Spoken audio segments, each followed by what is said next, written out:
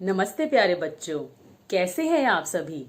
मैं रेनू तिवारी, आपकी दोस्त और शिक्षिका, हिंदी की इस 7वीं कक्षा में एक बार फिर से आप सभी का स्वागत करती हूँ और आशा करती हूँ आप सभी अपने घरों में सुरक्षित तथा स्वस्थ होंगे।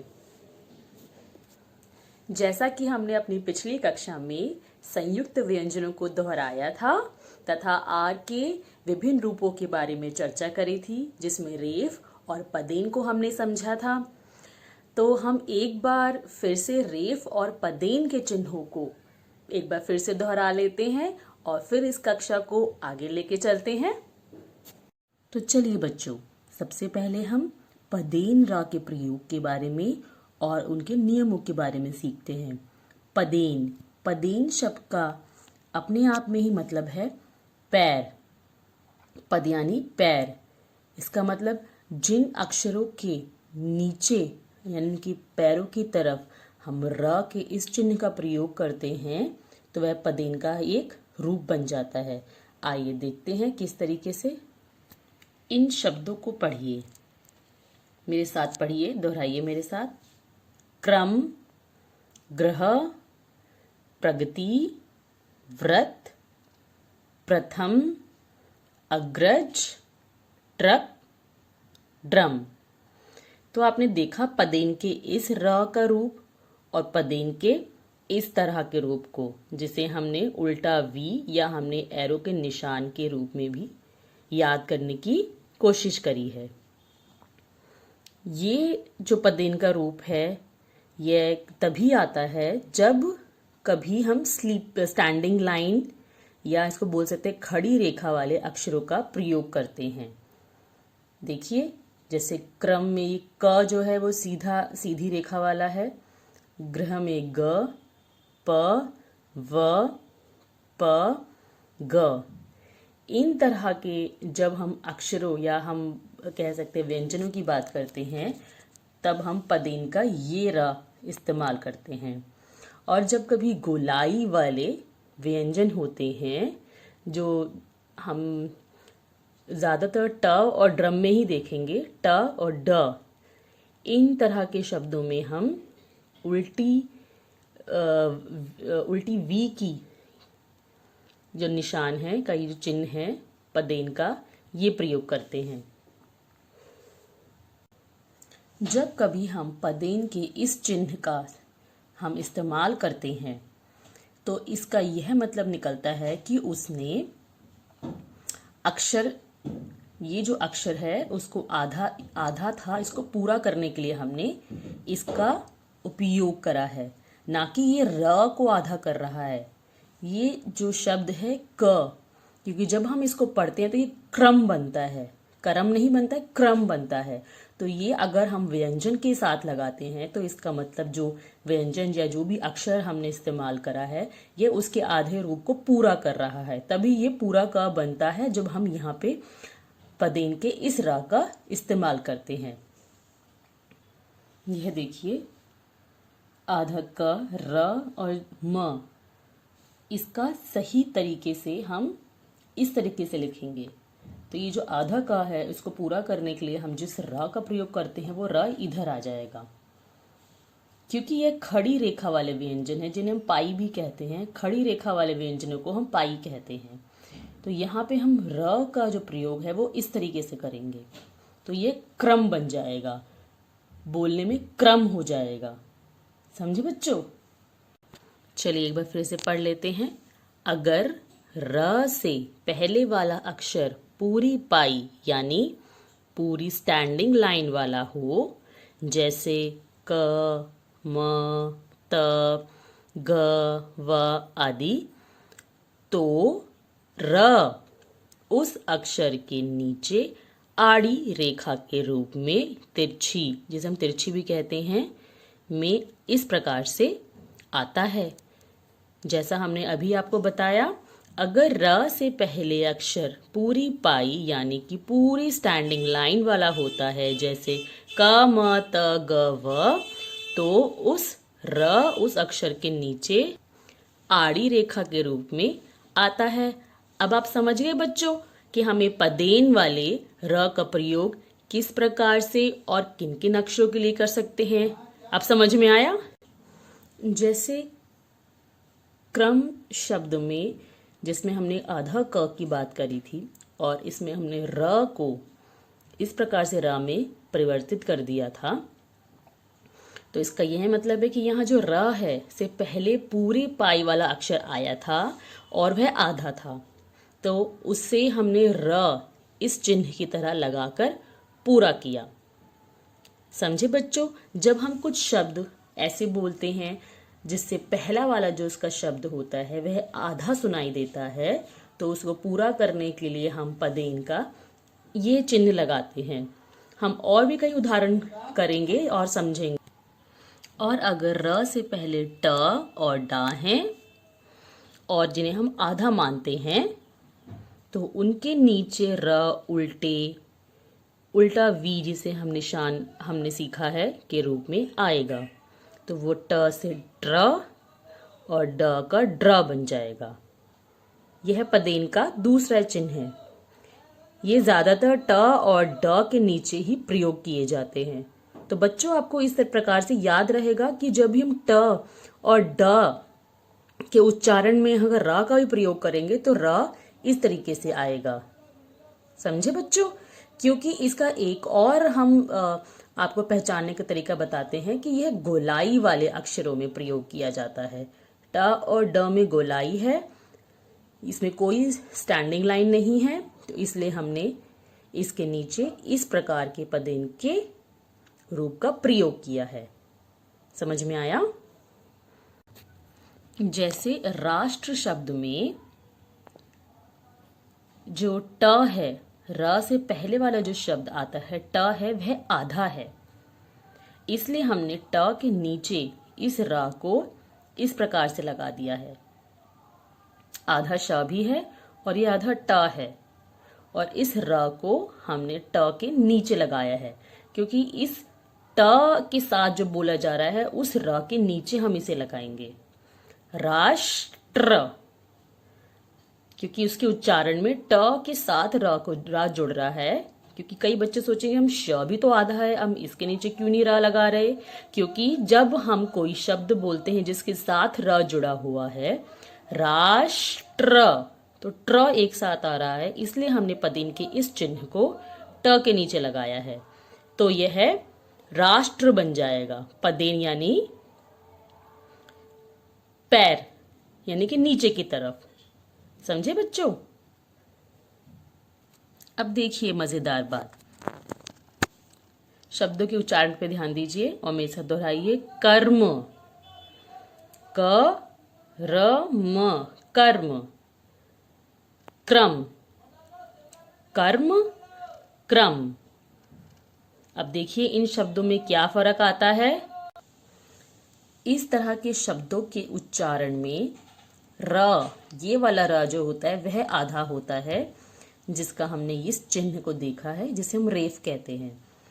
इसका यह मतलब हुआ कि जब हम र को आधा करते हैं, जब कभी हम र को आधा करते हैं, जब ये हुक का चिन्ह इस तरीके से आता है, तो यह शब्द के ऊपर लगता है। और जब कभी हम व्यंजन को आधा करते हैं, मतलब आधा क, तो यह पदेन के चिन्ह के प्रकार से अक्षर के नीचे लगता है। पदेन पैर, आधा व्यंजन तो नीचे लगेगा। रेफ मतलब र आधा है और यह शब्द के ऊपर लगेगा। क्रम, तो इसके उच्चारण में कैसा फर्क आएगा। क्रम, क्रम, कर्म, कर्म क्रम। यह हम क के बाद बोलने वाला र है, जो म के साथ बोला जाएगा।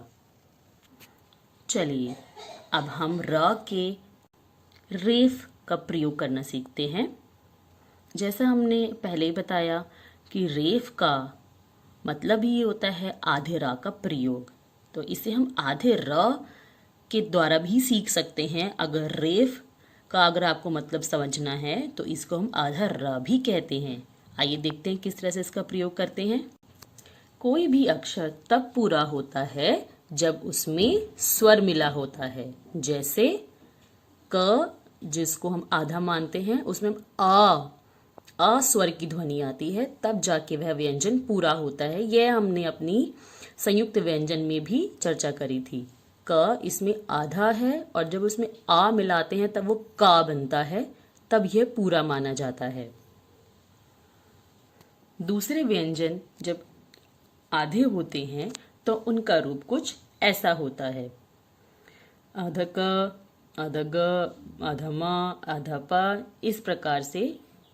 जैसे ट को हमने आधा इस तरह से लिखा है हल के चिन्ह के द्वारा, ठ और ड, ये इनका रूप है जब ये आधे बोले जाते हैं। यहाँ सभी अक्षर जो हैं बिना स्वर के हैं। लेकिन जब हम र अक्षर को आधा करते हैं तो उसे हम या तो किसी व्यंजन या अक्षर के ऊपर लगाते हैं। जब हम ऊपर लगाते हैं तो इसको हम रेफ कहते हैं, और जब हम नीचे लगाते हैं तो हमने क्या समझा था बच्चों? पदेन, यानी पैरों की तरफ लगाते हैं। चलिए इसको पहले हम रेफ को उदाहरण के सहायता से और समझते हैं कि आधा र का हम इस रूप में किस तरह से और इस्तेमाल करते हैं। हमने फिर से कर्म को लिया है समझाने के लिए, क्योंकि हमने पहले कर्म और क्रम में हमने फर्क समझा था, तो इसलिए मैंने फिर से उसी एग्जाम्पल को लिया है कि जब हम इसको तोड़ते हैं तो ये क, आधा र और म इस तरीके से लिखा जाएगा, और जब हम बोलते हैं तो ये क में जो आधा र है वो यहाँ पे इस तरीके से दिखाया जाएगा और म पे लग जाएगा। तो ये कर्म बन गया, जिसमें र को हमने आधा किया है। र को आधा करेंगे तो यहाँ पे जुड़ जाएगा, और जिस व्यंजन के ऊपर लगेगा उसके साथ में बोला जाएगा मर्म, कर्म, रम, रम हो जाएगा ये। अगर र पूरा होता तो कर्म होता। चलिए एक और उदाहरण देखते हैं हम। र रेफ का शब्द है दीर्घ। तो दीर्घ शब्द को अगर हम तोड़ते हैं तो दी को हम द जमा ई कर सकते हैं। र आधा र और घ, अगर हम स्वर अ की अगर हम उसके उच्चारण को जोड़ते हैं तो ये आधा घ और आ जाएगा। तो इस प्रकार से हम दीर्घ के अगर टुकड़ों को जोड़ें तो ये दीर्घ नहीं बनेगा, यह दीर्घ बनेगा। घ के ऊपर र का उच्चारण आता है, दीर्घ, र्घ, रघ, दीर्घ। समझे बच्चों? यह देखिए, मैंने अपने घर में पड़े कुछ फालतू विजिटिंग कार्ड्स को इस तरह से इस्तेमाल में लाया है, ताकि हम घर बैठे कुछ एक्टिविटी या कुछ क्रियाकलापों के जरिए पदेन और रेफ को थोड़ा सा और अच्छे समझ सके। इसमें आप चाहें तो अपने माता पिता का सहयोग भी मांग सकते हैं, ताकि इस गेम को खेलने में और भी मज़ा आएगा। तो मैंने क्या किया है कि इन विजिटिंग कार्ड्स में रेफ और पदेन के चिन्हों को बना लिया है और कुछ शब्द लिख लिए हैं बिना चिन्हों के। और अब देखते हैं कि कौन कौन इस बात का जवाब दे पाता है किस में कौन सा चिन्ह आता है। इस प्रकार से आपको मज़ा भी आएगा और आपको कार्य का पुनर्भ्यास भी हो जाएगा। तो शुरू करें खेल को? चलिए शुरू कीजिए। इसके लिए मैंने कुछ स्केच पेन भी लिए हैं ताकि लिखने में और मज़ा आएगा। कोई भी शब्द उठा लेते हैं, जैसे अगर हमने ये शब्द लिया है भ और म, तो बताइए इसमें हम रेफ का प्रयोग करेंगे या पदेन के चिन्हों का प्रयोग करेंगे? बताइए। इसमें आएगा भ्रम, भ र म। तो हमने इसमें र, भ्रम, इसमें हमने किसको आधा करा है? इसमें हमें म को आधा करना है। तो जब हम म के आधा करने की बात करते हैं तो हम कहाँ चिन्ह लगाएंगे? भ तो पूरा बोला जा रहा है, मर, भ्र, भ्रम, तो ये म को आधा करेगा। तो इसका मतलब यहाँ पे आएगा ये चिन्ह भ्रम। चलिए पहला हो गया। अब हम कोई और उठाते हैं। ये ये तो आप बता ही सकते हैं, सबसे आसान मैंने लिया है। ड और म हमने बात करी थी, जब ड और म का हम प्रयोग करते हैं तो पदेन का कौन सा चिन्ह आता है? पदेन का यह चिन्ह आता है, उल्टा वी। उल्टे वी को हम जब लिखेंगे तो यह कुछ इस प्रकार से दिखेगा।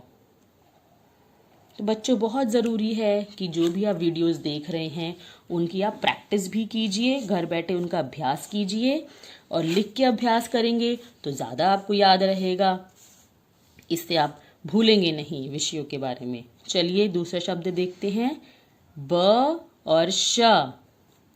ब और श, क्या लगता है इसमें क्या आएगा? क्या रेफ आएगा? क्या पदेन का यह चिन्ह आएगा या पदेन का यह चिन्ह आएगा? देखिए, इसमें हमें क्या करना होगा? इसमें हमें अक्षर को आधा करना है, और यह अगर अक्षर हम आधा करते हैं तो पदेन के दो चिन्हों का प्रयोग करते हैं। और ये तो हमने पहले ही बता दिया कि ये ट और ड जो गोलाई वाले होते हैं उनमें हम इस्तेमाल करते हैं, तो बचा ये वाला। और इसको पहचानने का एक और तरीका है पदेन के इस चिन्ह को, कि जिस भी हम अक्षर में लगाएंगे वह स्टैंडिंग लाइन यानी पाई वाला होना चाहिए। तो ये यहाँ लगेगा, समझे बच्चों? क्योंकि ये ब के नीचे बोला जा रहा है, श के नीचे नहीं बोला जा रहा है। ये ब्र आ रहा है, ब्रश। ब्रश बोलेंगे इसको हम, ब र श, ब्रश। श तो पूरा आ रहा है और ब के नीचे ये आ रहा है। तो ये ब को आधा था, ये आधा ब था, इसके नीचे हमने इस र को लगाया तो ये ब्रश बन गया। इस प्रकार से बच्चों मैंने बहुत सारे ऐसे कार्ड्स में शब्द लिखे हैं, जैसे मेट्रो हो गया।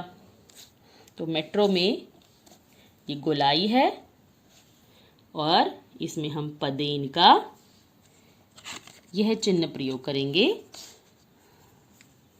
तो ये बन जाएगा इस प्रकार से। तो आप लोग भी इस तरह के खेल खेल सकते हैं और बहुत मज़ा आता है। अगर आप एक से ज़्यादा हैं तो और ज़्यादा मज़ा आएगा। आप लोग पॉइंट सिस्टम कर सकते हैं, जो जितने ज़्यादा सही शब्दों लिखेगा उसके उतने पॉइंट्स मिलेंगे। अब ये देखिए, क और म अभी तक तो ये कम है, इसको हम दो तरीके से लिख सकते हैं। अभी इन उदाहरण के जरिए समझा था, कर्म या फिर क्रम। तो हम कुछ भी बना सकते हैं। मैं यहाँ पे रेफ का चिन्ह का प्रयोग कर रही हूँ। जब भी हम रेफ की बात करते हैं जो कि र को आधा कर देता है तो वो यहाँ आ जाता है। यह रेफ का र है, तो यह क्या बना? अब ये बताइए बच्चों, ये उच्चारण में क्या बना? क्रम बना कि ये कर्म बना? यह कर्म बना, क्योंकि ये म के ऊपर आ रहा है, ये क के नीचे नहीं आ रहा है। अगर क के नीचे आता तो ये क्रम हो जाता और वह पदेन का चिन्ह होता। यह रेफ का चिन्ह है और ये माँ के ऊपर आ रहा है, तो यह क्या बना? कर्म। क्रम नहीं, कर्म। चलिए, इस प्रकार से आप इन बहुत सारे शब्दों का इस्तेमाल करके अपनी इस क्रियाकलाप को बहुत आसानी से कर सकते हैं। चलिए, अब मैं आपको हिंदी की वर्णमाला को एक बार लिखने की तरीके बताती हूँ, ताकि आप घर बैठे उसकी प्रैक्टिस भी कर सके, अपने समय का बेहतर सदुपयोग कर सके। इसी प्रकार से आप इन संयुक्त व्यंजनों को इस तरह से लिखकर और आपस में अगर एक दूसरे को आप ये कार्ड्स देते हैं और इसको बोलते हैं कि इनसे बनने वाले आप शब्द लिखिए, और जिसने जितने ज़्यादा शब्द लिखे हैं, जितने सही लिखे हैं, उसके हिसाब से आप उनको पॉइंट्स दे सकते हैं।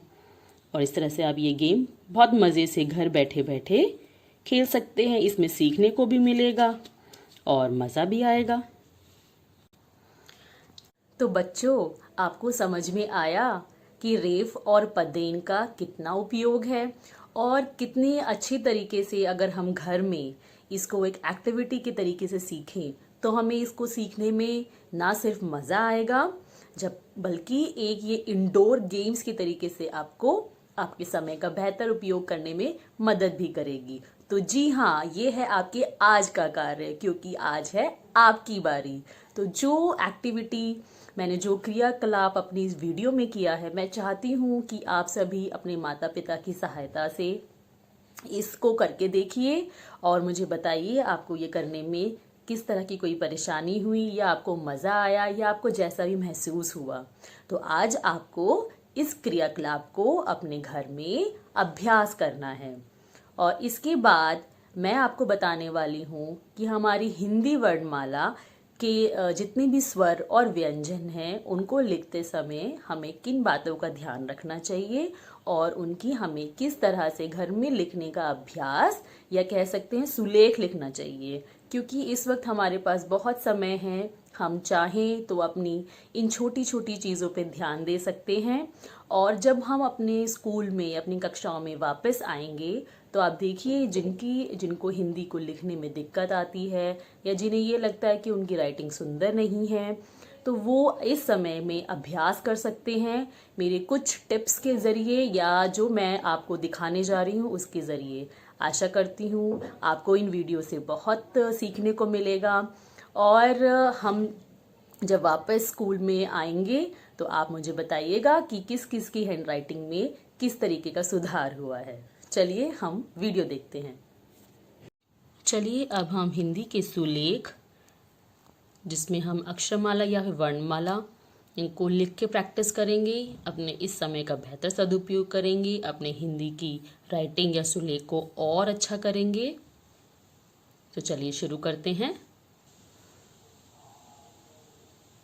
जब भी हम हिंदी का सुलेख लिखते हैं तो सबसे पहले जो सबसे ज़्यादा ज़रूरी चीज़ है वह है सीधी रेखा खींचना, यानी कि स्लीपिंग लाइन, और उसके बाद आता है स्टैंडिंग लाइन। ये दोनों रेखाओं का हिंदी के व्यंजनों को या शब्दों को लिखने में बहुत प्रयोग होता है, तो ये बहुत ज़रूरी है कि यह बिल्कुल सही तरीके से लिखा जाए। उसके बाद इस तरह से छोटी रेखाएं, उनका इस्तेमाल करना, और फिर उसके बाद इस तरीके से गोलाई वाले आधे अक्षरों को लिखना, जिसका प्रयोग हम क, व, ब इन सब में करते हैं।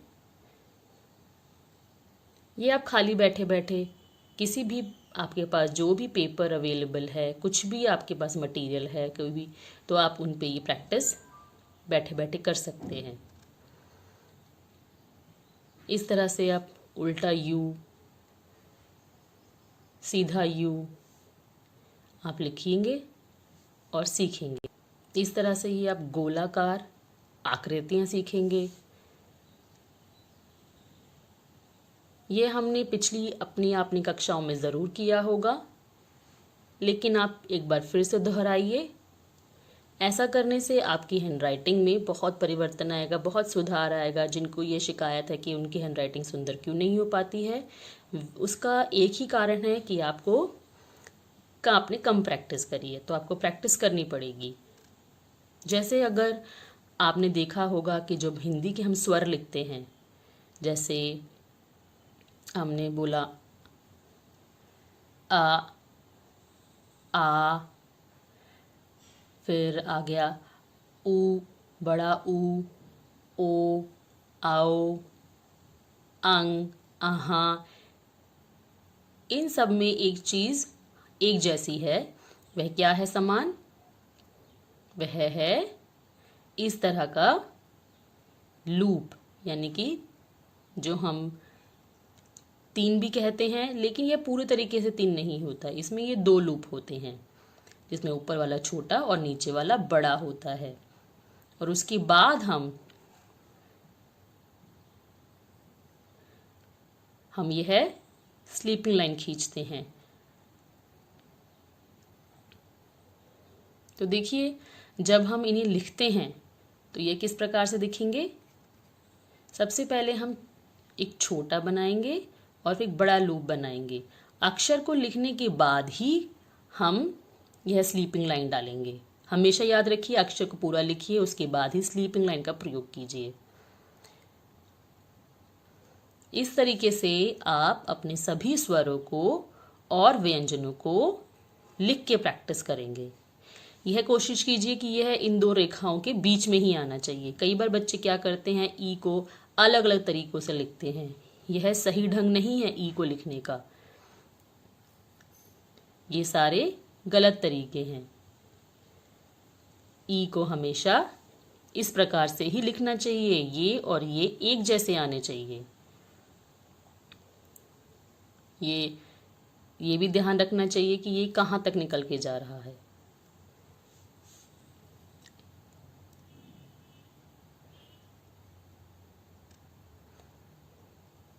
ऊ ऊ। अब आता है री।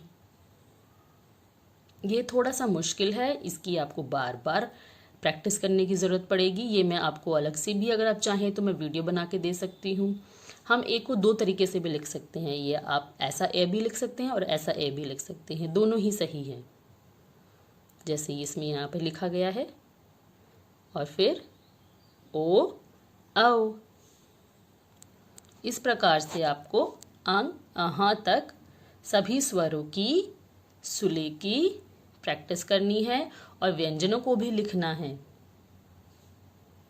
तो इसी के साथ हम आज की पाठ यहीं समाप्त करते हैं। मैं आशा करती हूँ आप सभी को आज के क्रियाकलापों में और नए नियमों को सीखने में रेफ और पदेन को मदद मिली होगी। और मैं चाहती हूँ कि इस तरह के क्रियाकलाप आप घर में कीजिए, ज़्यादा से ज़्यादा लिखने की प्रैक्टिस कीजिए, ताकि ये चीज़ें आपको जब आप कक्षा में वापस आएं तो आपको याद रहें। तब तक के लिए धन्यवाद। सुरक्षित रहिए, अपने घर पे रहिए। अब हम अगली वीडियो में मिलते हैं। Thank you.